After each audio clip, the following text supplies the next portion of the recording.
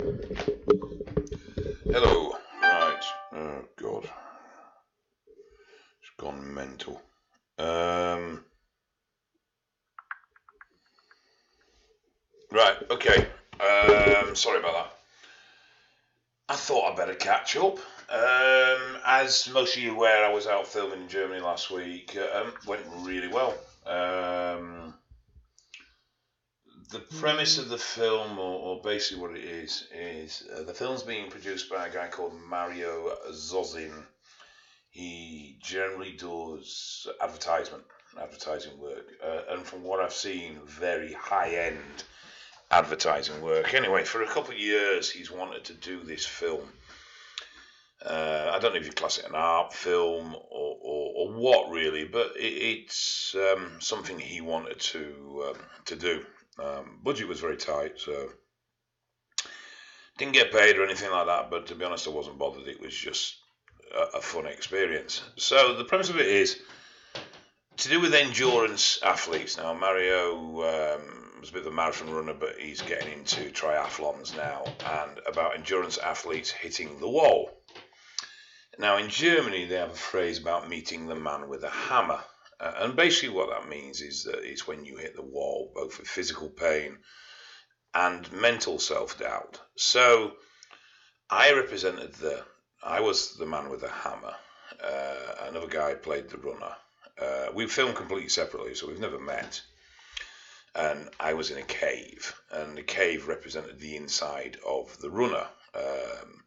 You could have likened it, Mario likened it to his arteries and his muscles. Personally, I thought it was more within his head, but the essence is the same. And when I strike the walls and the rocks with a hammer, that causes physical pain, and then we have a dialogue, and it's quite frank and quite abusive, where I verbally abuse the runner, trying to make him give up, and he has a mantra that he keeps repeating.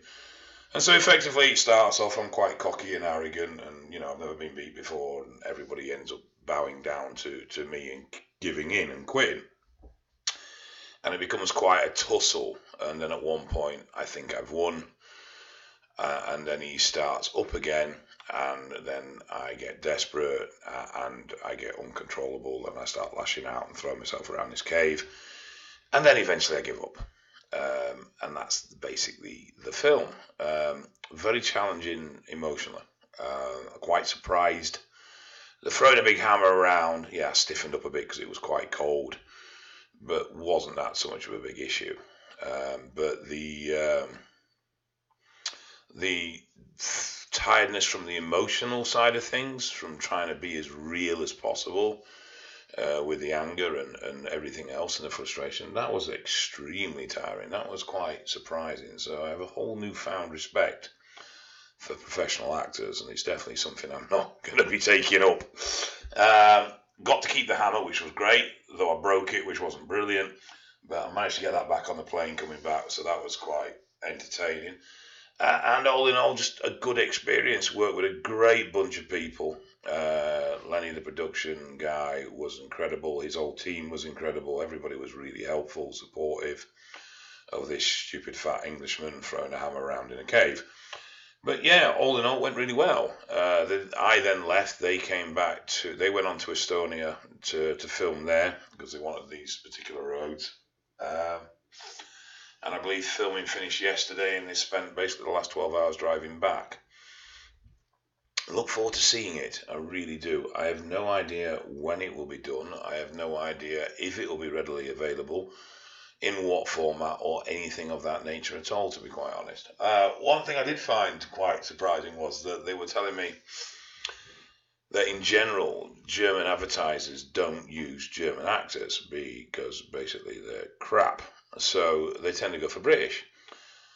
To overcome the problem with, what really actually knows, the problem with not knowing the German language, and I mean my German's absolutely lousy, is that what they do is they now employ these translators that translates German scripts into English words that create the right mouth shapes. So the English actor isn't saying a phrase or words that associate with the scene, but they're saying words that make their mouth form the shapes that would correspond with the German words. So when it's dubbed, it comes across in sync.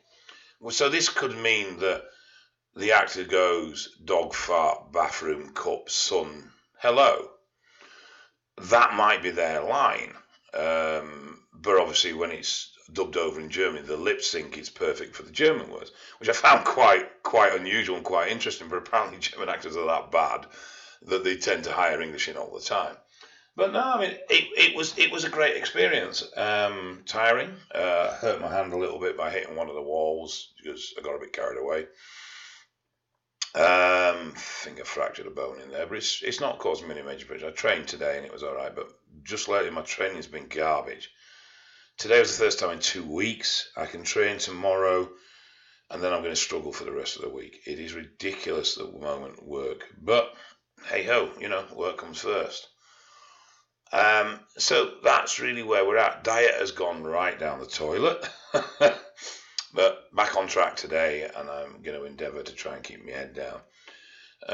Not really a great deal of things to tell you. Usual sort of shit going on. I am going to bodypower.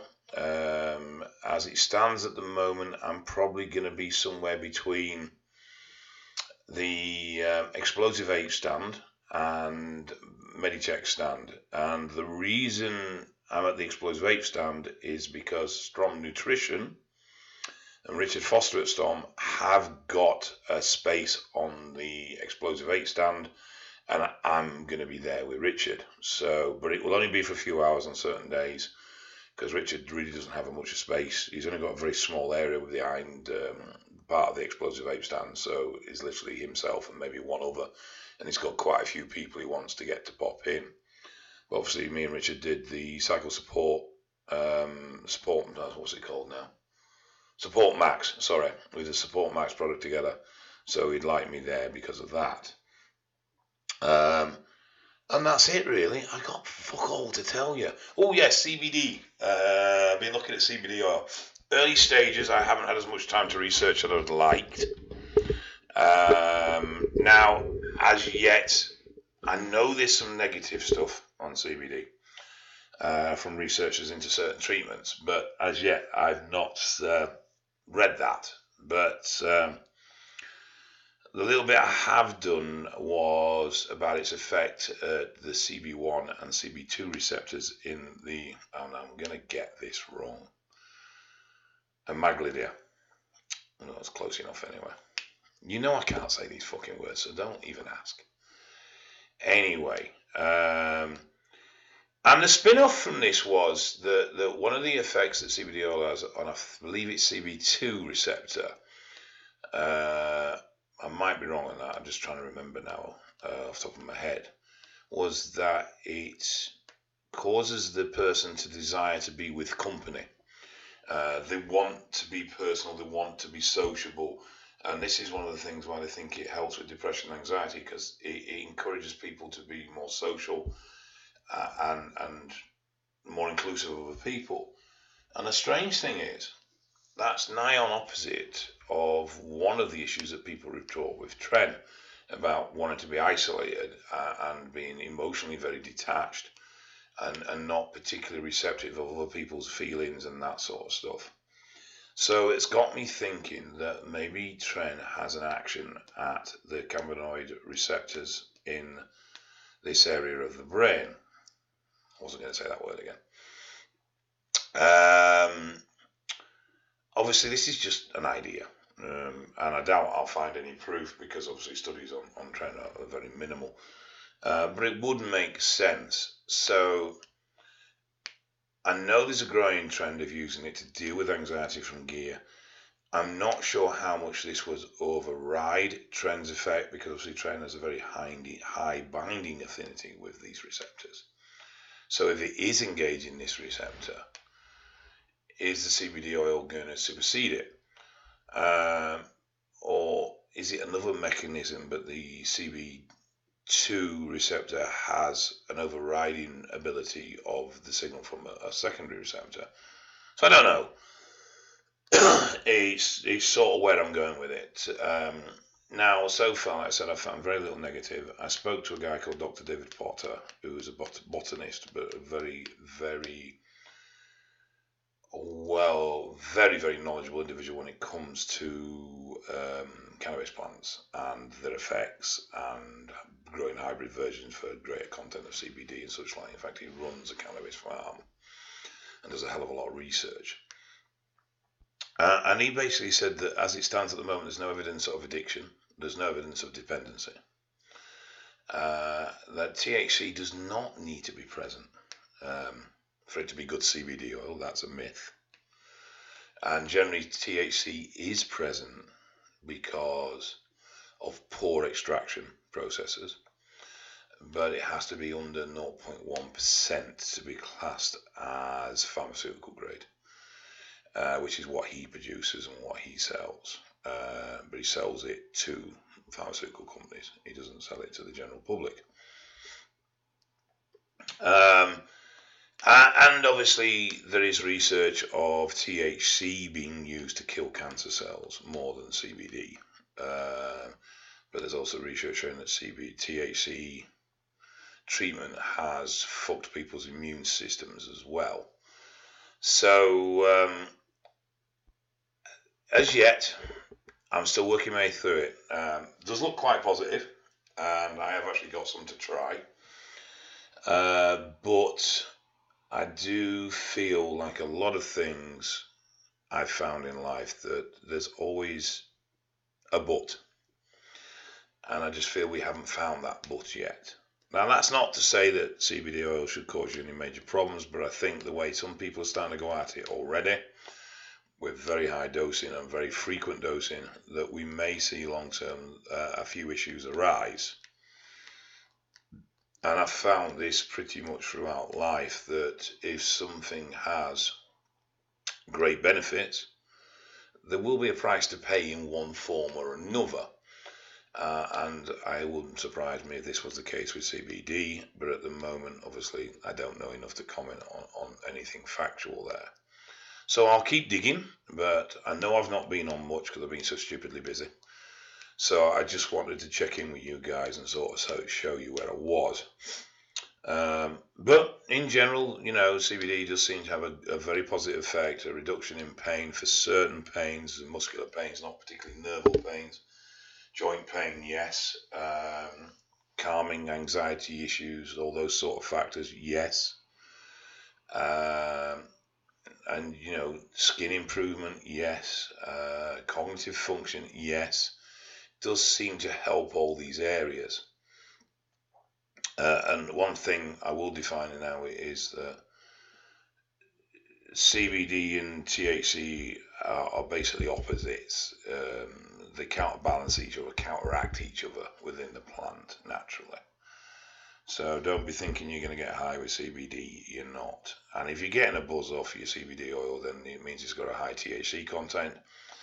And it's probably not the best thing to be using if you're just looking to deal with anxiety issues and such like. But that is where I'm at with that. So I'll keep digging. Now, I'm flat out tomorrow. I'm flat out Wednesday. Thursday, I'm away teaching on the Expert Witness course for 2 days. But I might get a bit of time in the evening to do a bit of digging. So if I do, I'll try and read up a bit more. Believe it or not, David teaches on the same course, but unfortunately he teaches on the Wednesday. I teach on the Thursday and Friday. So we won't see each other, which is a shame. But, and then next week, things settle down a little bit, so hopefully I'll be able to get a bit more with you guys and catch up a bit more and get some more training exercise videos done and a few other bits and bats. Okay, well, that's enough of me rambling on and talking bollocks, so I'll get off and I'll catch up with you guys soon.